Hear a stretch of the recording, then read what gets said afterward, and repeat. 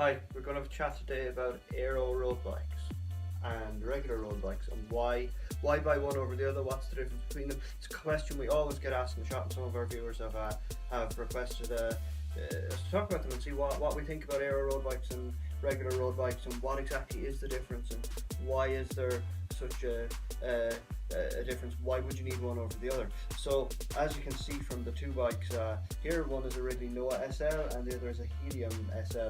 Both frames are being used by Lotto Belisol on the Tour de France, or have been used by Lotto on the Tour de France this year. Both are Ridley's top of their relative ranges, and they're very different bikes. One is a regular road bike and one is an aero road bike, as you can see. So I suppose different bikes for different reasons.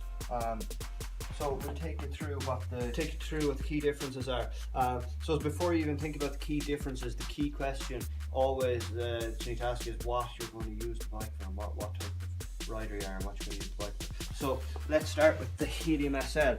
So the Helium SL is a regular road bike, as are bikes such as your Cervelo R5 versus your S5, similar type of comparison. So the Helium SL, squared off oval and round tubing on this bike, so looks a bit more like a traditional old style road bike. Round seat post and small 10 seat stays. All of this has been designed to make a best riding bicycle. Ridley were asked about the Helium at a press conference last year, and they were asked why they haven't changed the Helium in very much in a couple of years, and the reason being that they set out to make the best all-round riding road bike, and that's what they came up with. So it does have aerodynamic features. It's got aero profile and tubing here. Quite a stiff bottom bracket, but what the regular bike, it's designed with some comfort in mind. So it's designed with lightweight and comfort in mind. This particular model here is under 6 kilos. That's really tricked out with simple bling parts, but it's designed with weight in mind and all around riding. The pencil 10 seat stays at the back create quite a comfortable ride. Also the round seat post allows for vibrations left, right, forward, back at any angle depending on what way the bump is coming, so it absorbs some of the road shock. There's a nice stable geometry, stable steering. They're actually quite similar geometries. Considering the Ridley, but the geometry difference from bike to bike rather than necessarily from aero to aero. So we will do another episode on geometry at some point very soon. So on to the Noah SL, which is an aero road bike. Again, Ridley's top of the range frame. This exact frame and this exact same colours was ridden by Lotto Belisol to Andrew Greipel this year to Tour de France stage victories. It was ridden in the classics. Really super bicycle.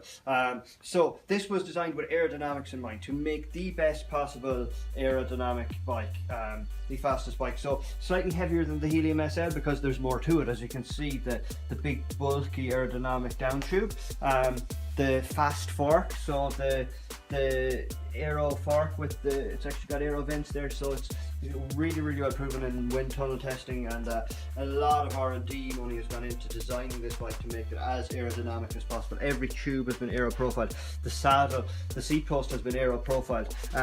So what that brings is a super fast, it brings advantage in the shape of watts when you get over a certain speed. So if you're riding fast, if you're riding on flat roads, this is a super bike. Also a beefy bottom bracket because of the aerodynamics mean that as a sprinter's bike it's just excellent. When the speed comes up, the bike does not move underneath you. The aero mast and the seat post will make for a slightly less shock absorbing ride than a bike like the Helium, than a regular road bike. The reason being for this, if you can imagine going over bumps on this, you will get a little bit of left-right flex because of the shape of it, but you will get no forward and backward flex on it because of the mast shape of the seat post. So they're the key differences when looking at bikes versus road bikes versus aero road bikes. There really are kind of a couple of different levels of knowledge within the bike manufacturing industry. Ridley will be right up there at the cutting edge of that. So if you're dealing with a brand that are right up there at the cutting edge, as are other brands that have 25-30 years of accumulated knowledge of composite manufacturing and carbon fibre layout, you're a pretty safe bet between both bikes, because the genius thing that Ridley can do on this bike is they can alter the matrix. So they can change the matrix. The matrix with regard to composite is the amount of resin and the type of fibre used. So carbon fibre is a composite material which is resin and carbon fibre, and there are different types, different levels, different weights, different strengths of carbon fibre, and a mix of all strengths go into all frames. So we will come back to more detail on carbon fibre in another episode, but what I'm saying is if you're buying an aero bike from a premium brand such as Ridley, they are able to engineer with the layup and the matrix of the carbon fibre, they're able to engineer some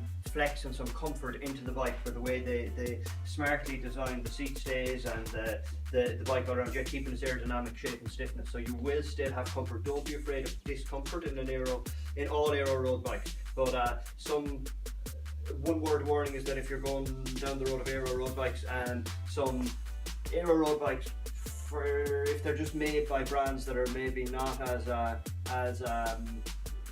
doesn't have the same level of technical knowledge that a brand like Ridley or, for example, maybe Cervelo or other brands would have, then maybe consider their regular bike, because sometimes they can be a little bit less comfortable because they don't have the ability to engineer the carbon, whereby though there is carbon engineering in this to make the helium to make it a comfortable ride, there's also physical shape engineering. So the shape of the seat post works for makes it a more comfortable ride.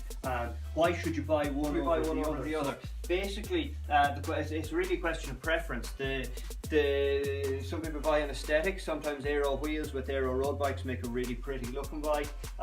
Also, aero wheels with every bike makes a really pretty looking bike. But it's a question of aesthetics. It's also a question of use. If you're going to do a lot of climbing, if you're going to do particularly a lot of alpine climbing or international climbing, Marmot, stuff like that, if they're your goals, maybe look at a regular geometry road bike. The geometry might suit a bit better. Also the little bit of comfort and the lightness of weight. So like if you build that bike with the lightest possible carbon fibre versus that bike with the lightest possible carbon fibre, that has to be heavier because there's more to it, there's more in it.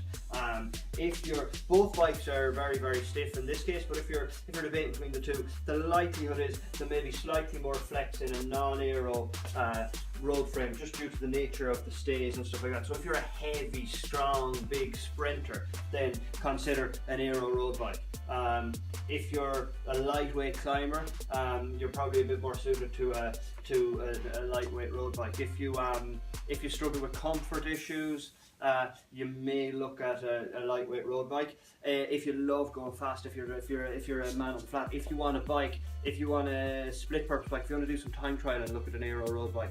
Also, if you're a triathlete, an aero road bike, I believe personally that an aero road bike with is the perfect bike for triathletes in Ireland that want to have one bike, because Irish triathlon circuits are generally not in an out and back fast flat course that the time trial bike save you a lot of time on. An aero road bike with a TT front end is the best all-rounder. It gives you the ability to have the aerodynamics and the slightly upright geometry of a TT bike, but also ride it sport and ride it on the road. So it gives you a good bike for both occasions. So that's the breakdown of a lot of the reasons why you would buy one over the other. But if you're sticking with a decent brand, and if you're trusting the quality, most manufacturers have engineered the comfort back into aero road bikes, so it's not something to be afraid of. So have a consideration again back to what you're going to actually do with the bike and